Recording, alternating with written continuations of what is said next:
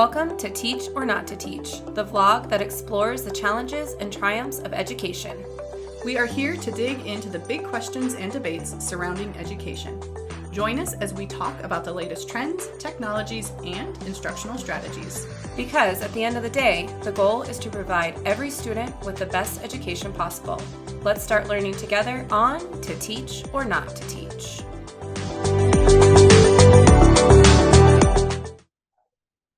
Hey everybody, welcome back, educator friends. We're on our next episode of To Teach or Not to Teach. We are actually sitting in Caesar's Palace in Las Vegas. We just finished a wonderful week with some amazing educators at the Innovative School Summit conference. So yeah, we're running on a high. We're very excited. With some great conversations with some great people. So we're really excited to get back to our podcast after the summer. It's August, so new school year, starting those expectations and what is your classroom going to look like? So we're here to give you some ideas, some new ways to amp up or elevate your classroom and those expectations and what to do when you see your kids. So here we go. Absolutely. Because a lot of times if you're, you ask your students or if you're a parent, you ask your child, how was your day at school? And they're always like, oh, fine. Even on the first day of school, what was your favorite part? Recess, lunch. And we have we have a passion to share with educators that we can make it look differently starting from day one. Absolutely. We want our students going home excited about what happened on the first day of school, but also continued on like the 80th day of school, whatever it might be. And so we want to start off the year strong, and we encourage you to think about how could we be setting our routines and expectations and modeling for our students what we want our classroom to look like, but putting them in a little bit different way. Yeah, probably more exciting. I don't know about you guys, but when I first started teaching, which was 10, 15 years ago, but I would make this list of all the things that I needed to remind my students about in my classroom and all these rules and expectations that I wanted to have them follow. And I feel like it was like a checklist, and it got so boring and our day felt so long. This is how we sharpen a pencil. This is how we line up, practice. What if we did it differently? What if we embedded some fun experiences for your students? They got to know each other and they're immersed in this idea of the classroom, and it's just more get to know you fun. So let's take one of our examples. How would you do that? Set some expectations. So one thing that we have been incorporating is a snowball fight. And Wyoming in August is very hot, and kids, they still want to be outside and playing, but we bring a little bit of winter into the summer. And we, experience at the beginning of the year, it has a pathway of movement. And so we're getting our kids up and moving, and that is automatically engaging our students. But then on their snowballs, they actually write 3 facts about them. Now, it can't be something extremely vague, like I like the color pink. It has to be like specific to themselves, so that way, if someone reads it, they could have more specific identifiers. So students choose 3 things that they write about themselves, don't put their names on it. They crumple it up, and we have a whole class snowball fight.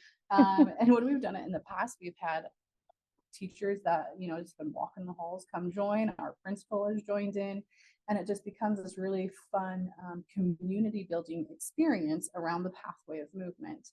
And go a couple rounds, however long your kids can handle it, or however long you as the educator can handle it. And we then grab a snowball that's closest to us, and we read the 3 facts about them, and then they get to try to guess like who in the class does that belong to. And then after read and a couple guesses from a few different students, then that student who actually wrote it, stands up and identifies themselves.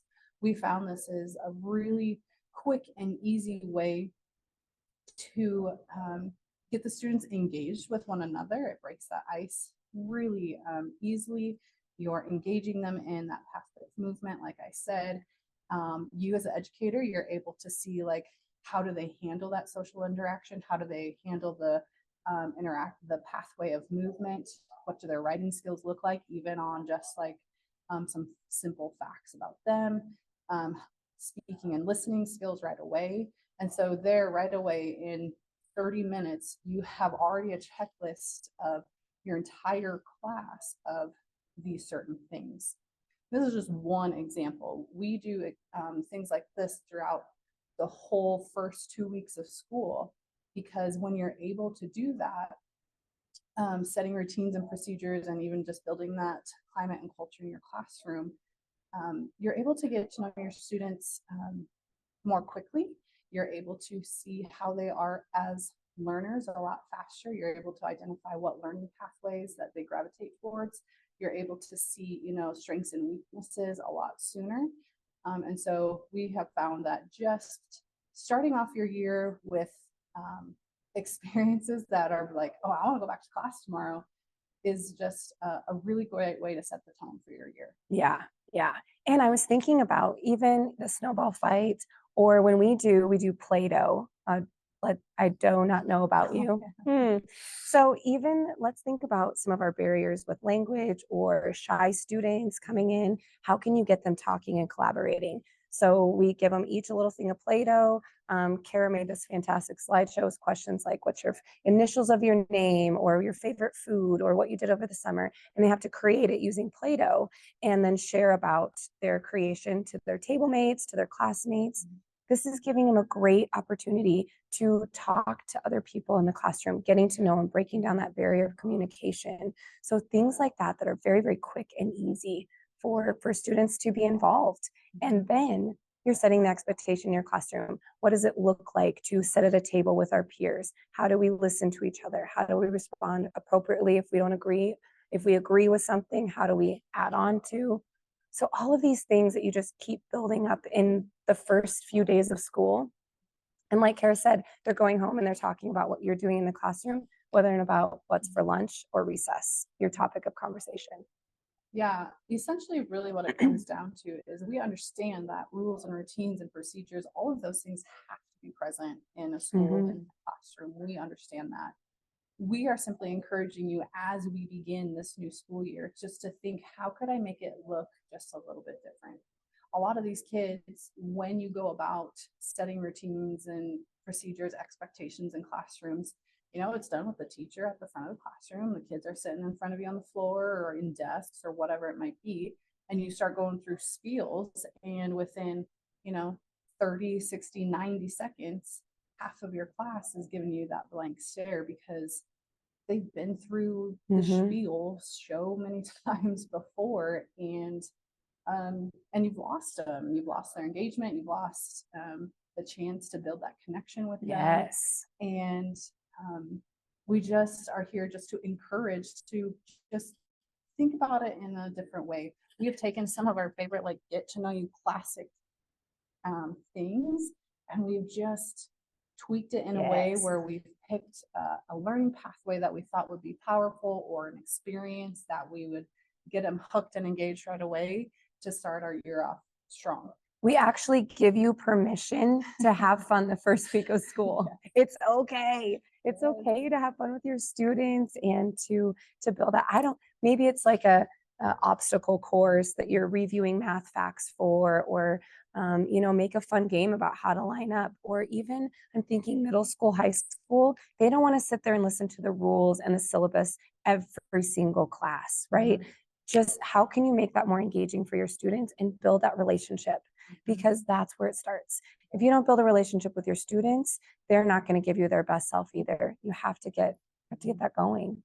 And another thing I think about in that aspect as well is when you start thinking about those and doing those things in a different way, literally from the first day of school, you're also showing that your kids that your room is a safe space for them, not only just as an individual, but as an academic learner. When everyone is involved in an experience of some kind, then everyone is involved in like the failure, but getting back up and trying again, and Yeah. that learning process. And you don't have students that constantly feel singled out.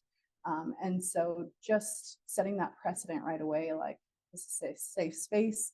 We're going to, get messy this year. It's going to be, loud and engaging, and Can take risks. can take risks. Yeah, you It's can't a really fail. community. Yeah, Yeah. failing forward is okay. It's Yep. okay to make a mistake. Yeah. And so we found it's just a really, really beneficial way to build those relationships, build that climate and culture in your classroom as well, and just fast track just knowing your students on a deeper level right away. Yeah. We had this really great year. We found this book called Beautiful Hands, and we decided that we wanted our students to reach a goal, reach for a word. And so each student had to pick a word that they wanted to reach for that year. And we tried to encourage them to not have the same word as anybody else.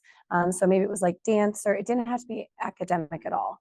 So it could be like dancer, author, um, best basketball player, whatever word that they had. And then we painted their hands and we put it on the board. They made this word really big and bold, and we put it out in the hallways. And students, they looked for that word and they were proud of that word, and they had this like goal setting. Mm-hmm. And with that, they learned how to use materials appropriately with us, or how to collaborate, how to ask for help. So all of those expectations that you want to set in your classroom before the content even starts is a perfect way to do that the first year, and getting your students to talk about each other. And that is something, that specific example that could be taken, from the smallest level of that classroom. You could make it grade level, you can make it building. So you can really use the pathways and experiences not only to enhance time and culture in your own classroom, but even your grade level or building level, Yeah. starting from that very first stage. Absolutely. So we're going to wrap this up. So takeaways: make sure the first couple weeks of school that you're having fun with your students. It's okay to not start curriculum the first day. You need to build those relationships. You need to show them their expectations. Make sure that they can take risks in your classroom. All right. We have way more ideas for you. So make sure you check out the blog for this and follow us at Integrated K-12. We'd love to hear what you do and the experiences that you're going to create for your students this year. Make sure you share them with us. Okay. Absolutely. Have a great start to your school year, and we'd love to hear from you. Bye, guys.